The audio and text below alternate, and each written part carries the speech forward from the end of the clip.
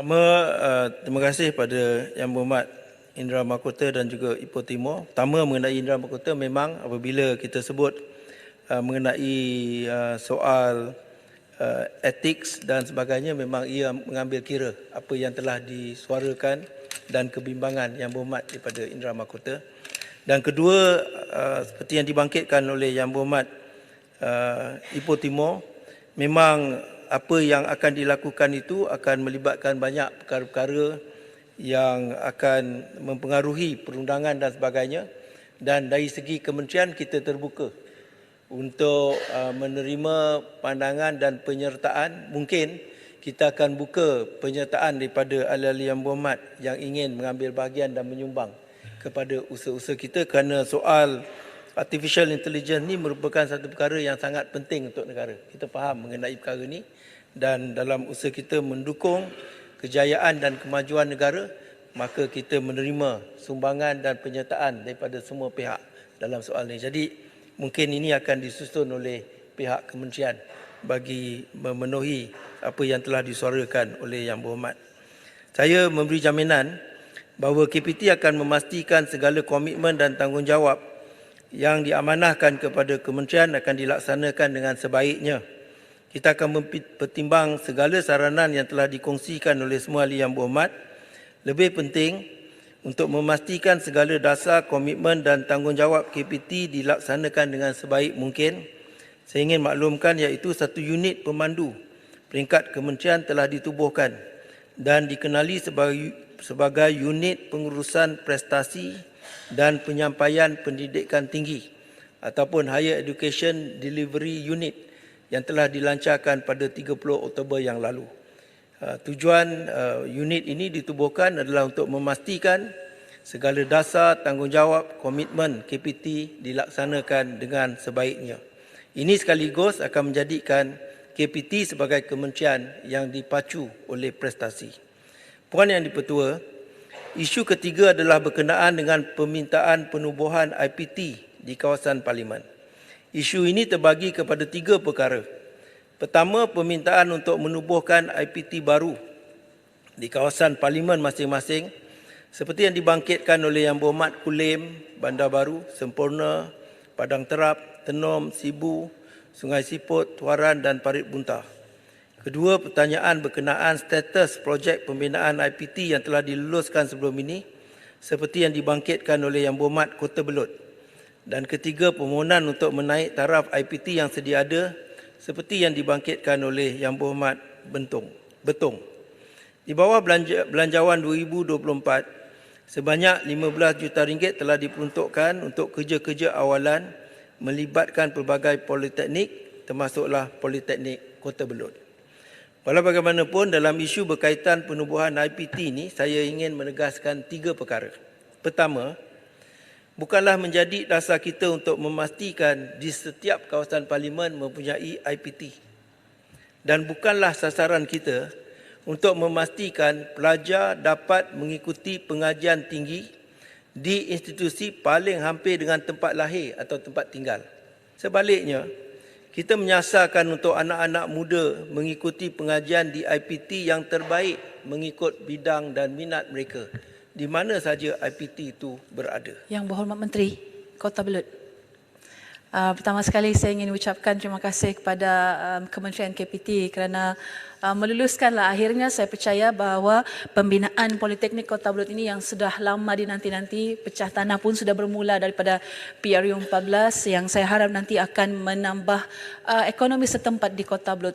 Cumanya saya ingin tanya dengan Yang Berhormat Menteri, sebenarnya berapa kos yang sebenar untuk membina Politeknik Kota Belud? Adakah yang perancangan sekarang ini according to dengan izin Tuan Speaker, perancangan asal ataupun tidak, dan mungkin apakah mungkin sebab-sebab ataupun halangan yang melambatkan pembinaan Politeknik Kota Belud? Terima kasih. Soal yang melambat dan sebagainya itu mungkin sejarah lama. Tapi apa yang telah kita usahakan untuk tahun depan, kita akan kenal pasti tanah dan memastikan peruntukan untuk memperoleh tanah itu dulu. Kemudian barulah kita akan merangka desain sebagainya. Jadi pokoknya kita akan pastikan projek itu dapat dijalankan bermula tahun depan.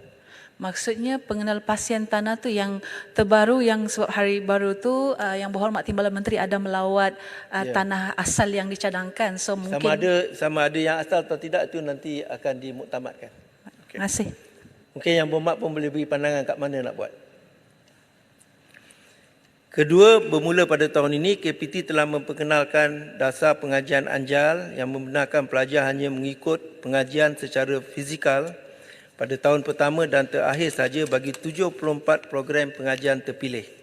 Ini membolehkan kita meningkatkan akses dan mengambil lebih ramai pelajar bagi mengisi tempat di IPT sedia ada.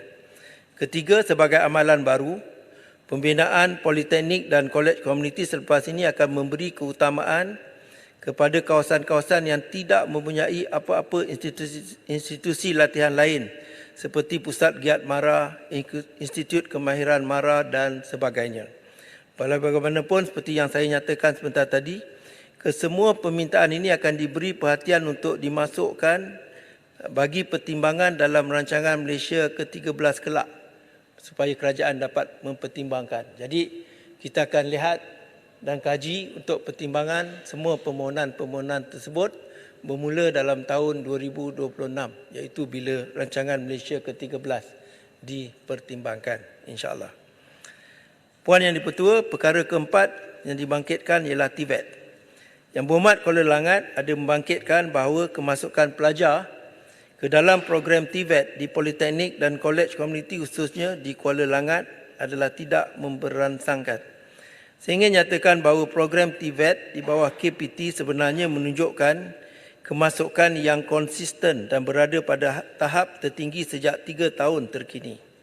Terdapat peningkatan bilangan enrolment pelajar peringkat diploma bagi program TVET di bawah KPT iaitu 52.7% pada tahun atau 85,535 pelajar pada tahun 2022 berbanding 45.3% atau 58,424 pelajar pada tahun 2021.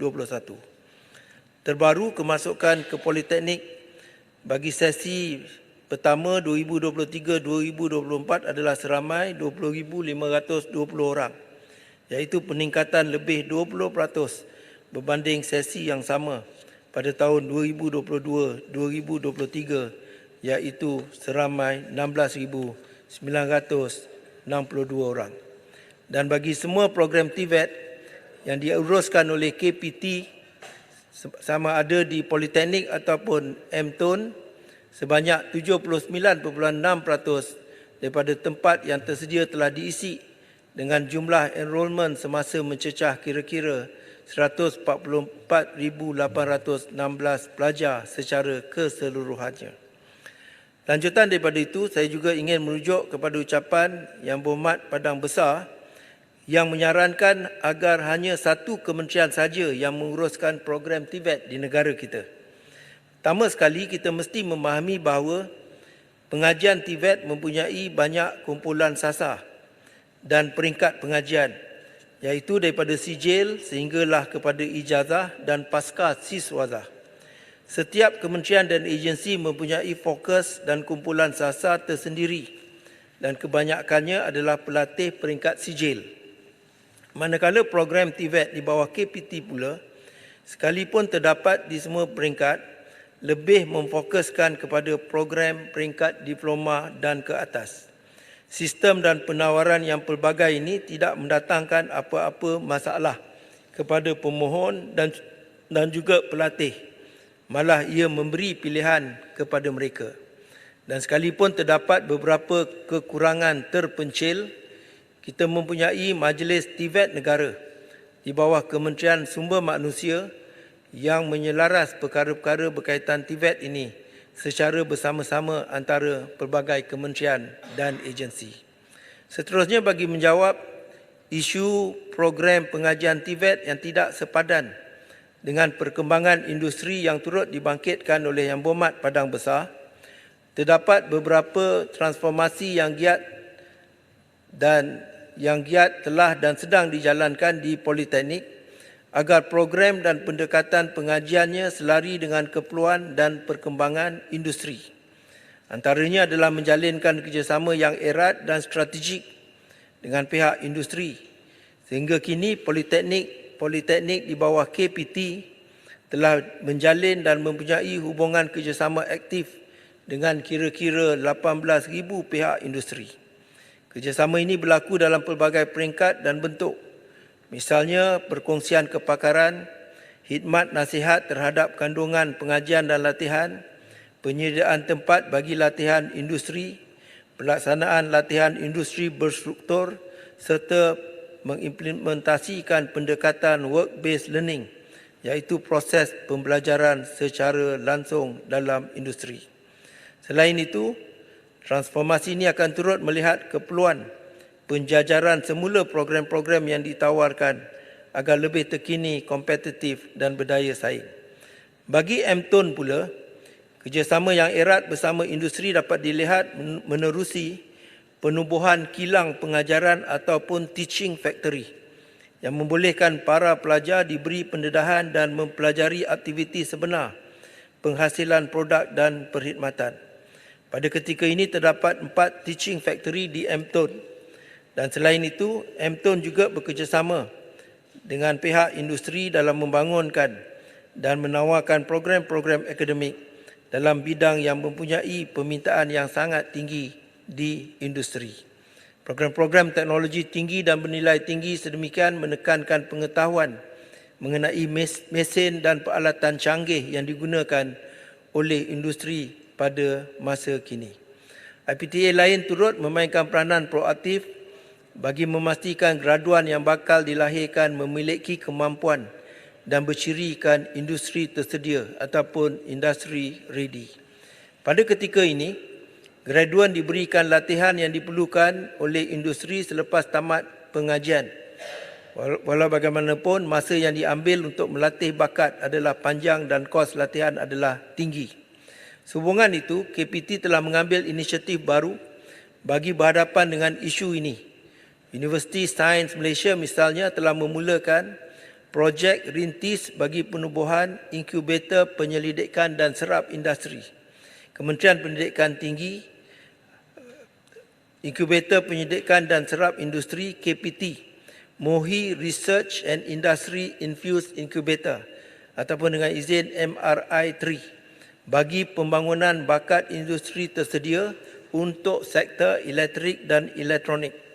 Inkubator ini dibangunkan berasaskan model kerjasama triple helix antara kerajaan, universiti dan industri bagi membangunkan bakat yang memiliki sharp skill dan smart skill serta menepati keperluan industri E&E yang melibatkan bakat bermula daripada ijazah pertama sehingga pasca siswaza.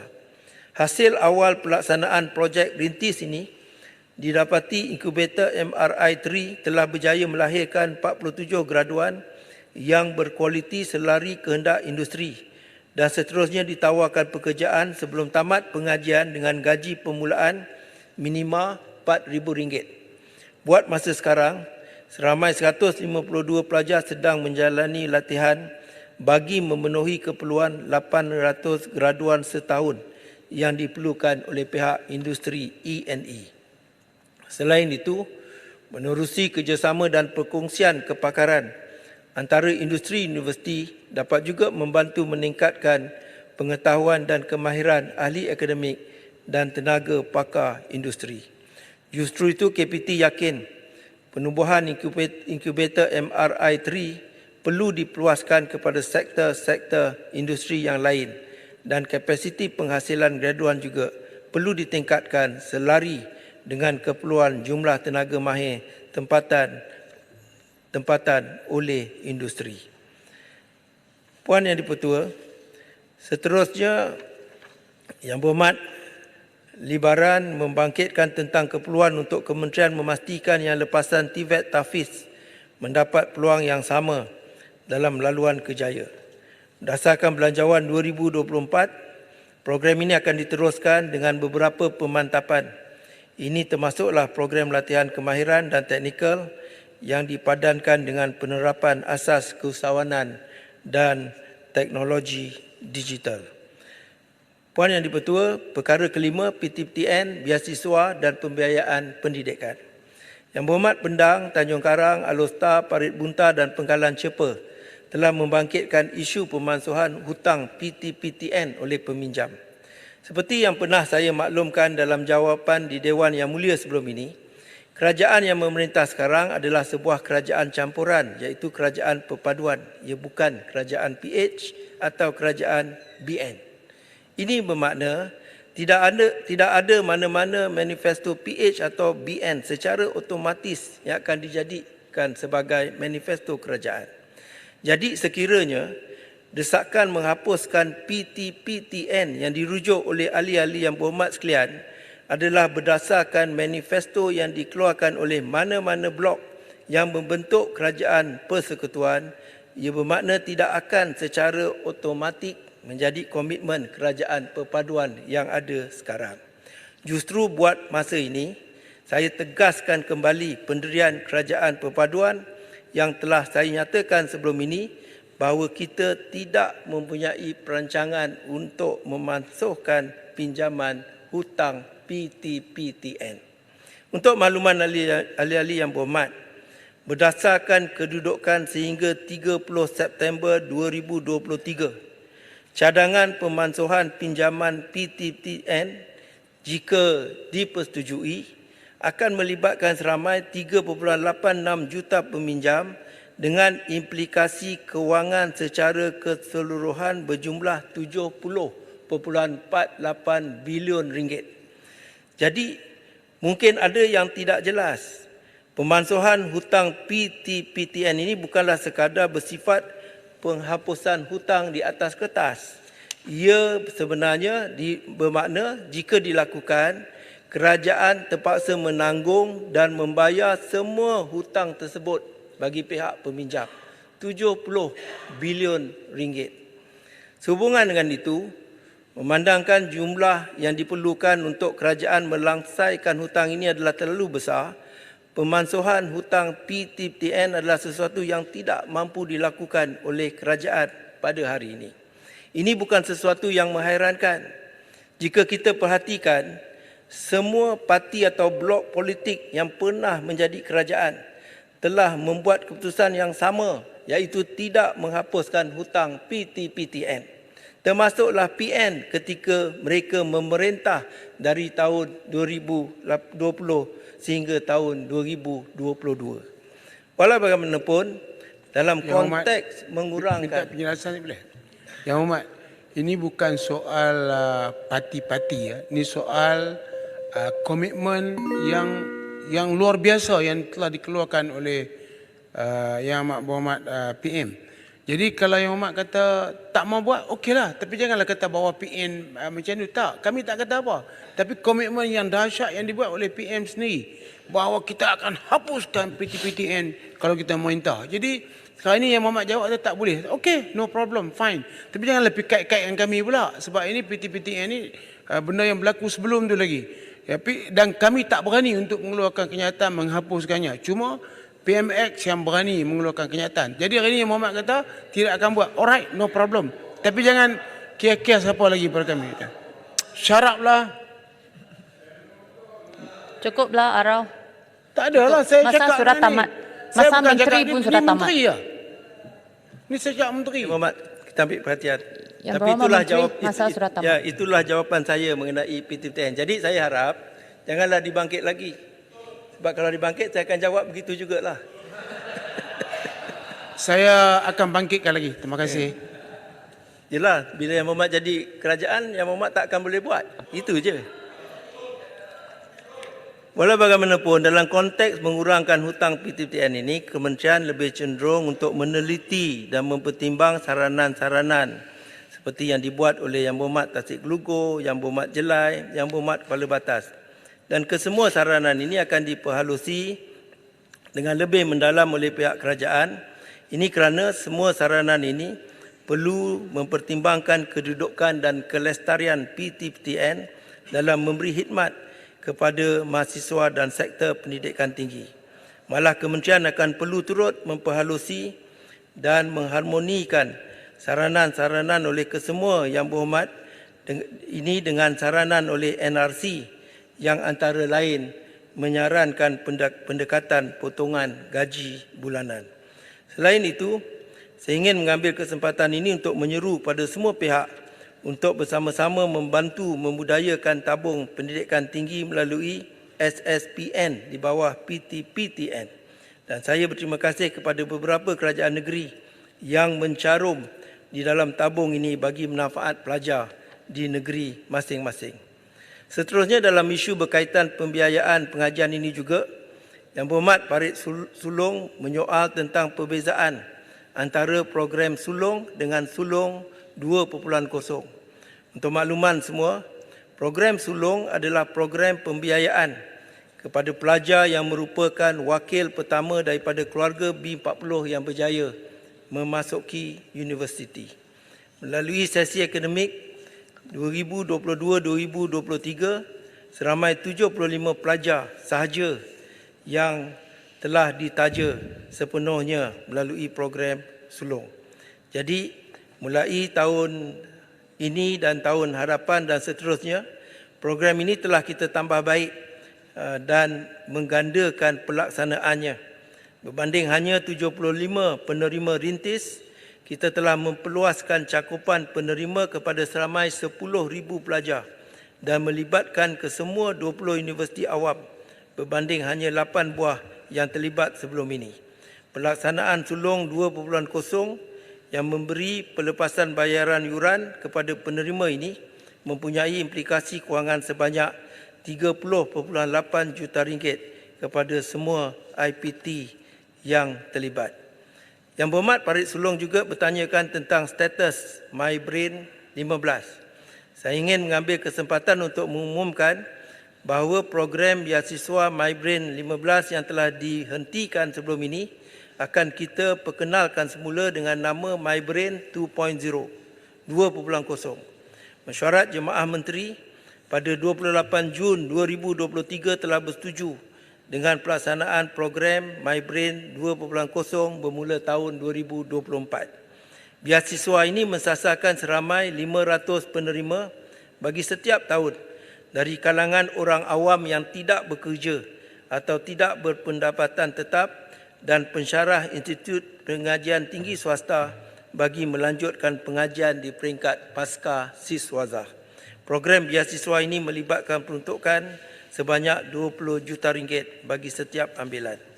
Selain daripada itu, saya juga ingin maklumkan yang KPT akan meneruskan ke semua 18 program beasiswa di bawah kementerian ini dengan peruntukan keseluruhan berjumlah 206 juta ringgit. Dan kita juga telah bersetuju untuk menaikkan allowance sara hidup bagi semua penerima sedia ada dan penerima baru kecuali penerima beasiswa MyBrain Science dan kaki tangan kerajaan yang sedang dalam perkhidmatan. Ini kerana mereka akan terus menerima gaji dan imbuhan seperti biasa. Puan Yang Di-Pertua, Sila Golong. Dalam usaha berterusan pihak kementerian untuk mempelbagai dan meningkatkan pembiayaan pendidikan, saya bersetuju dengan saranan Yang Berhormat Pekan untuk kita mengoptimumkan potensi wakaf untuk tujuan pendidikan. Kesemua universiti awam telah diarah untuk terus meneroka potensi instrumen kewangan ini bagi mengembangkan dana pembiayaan pendidikan di institusi masing-masing. Dan Yang Berhormat Rompin ada membangkitkan berkenaan dakwaan usaha untuk mengurangkan staf akademik Unit 10 di kampus Muazzam Shah serta dakwaan bahawa lebih 60% staf akademik telah dipindahkan dan kebanyakan mereka adalah staf-staf yang mempunyai kelayakan PhD dan ditempatkan di kampus Putrajaya yang belum ditubuhkan. Saya ingin menegaskan bahawa pihak kementerian tidak membenarkan pemindahan kampus Muazzam Shah ini ke Putrajaya. Puan Yang Di-Pertua, Yang Berhormat, saya rasa setakat itulah saja yang saya Yang Berhormat Menteri, ingin jawab. yang berkenaan dengan Unit 10 Rompin tadi, saya dimaklumkan bahawa masih lagi berlaku pemindahan dan kursus accountancy telah pun dipindahkan ke Putrajaya. Jadi saya mohon pertimbangan daripada Yang Berhormat Menteri untuk menangani masalah ini. Terima kasih. Menteri sudah habis jawab. Ya, tadi saya dah beritahu bahawa kementerian tidak benarkan pemindahan, tapi mungkin dia lakukan secara sedemikian, memindahkan program, jadi kita akan memperhalusikan perkara ini. Tapi apa yang kita dapat jaminan daripada pihak Uniten ialah mereka sedang berusaha untuk meningkatkan jumlah pengambilan pelajar. Masalahnya ialah banyak pelajar-pelajar yang tak mahu belajar di situ. Jadi kita telah minta supaya mereka cari jalan, dan saya juga berharap supaya Yang Berhormat dan juga kerajaan negeri dapat membantu usaha-usaha untuk menghantar pelajar belajar di sana. Yang Berhormat Menteri, sebenarnya saya melihat kepada dahulu Masa sudah tamat. sikit lagi Sudah lebih 8 minit. bagi saya 1 minit saja. Okey. Dulu kursus yang ada di Muazzam Shah tak ada di Putrajaya. Itu masalahnya. Jadi apabila diadakan kursus di Muazzam Shah di Putrajaya, dia seolah-olah menimbulkan persaingan di satu universiti yang sama di Muazzam Shah dan di Putrajaya. Terima kasih. Kita akan teliti Yang perkara itu. Yang Berhormat Puan Yang di-Pertua, bagi semua isu yang tak dijawab, Terima kasih, tak dapat Yang dijawab, Berhormat Menteri. saya akan memberikan jawapan secara bertulis. Dan akhirnya Kementerian Pendidikan Tinggi merakamkan ucapan terima kasih pada semua ahli Yang Berhormat yang telah mengambil bahagian dan membahaskan isu berkaitan dengan sektor pendidikan tinggi negara pada kali ini. Menteri Terima kasih. bagi jawapan bertulis. Menteri, isu yang saluran tarikh intake universiti belum dijawab. Kenapa? Menteri kata akan bagi jawapan bertulis. Sekian, terima kasih. Terima kasih. Ahli-ahli yang berhormat, mesyuarat Dewan hari ini ditangguhkan sehingga jam 10 pagi hari Selasa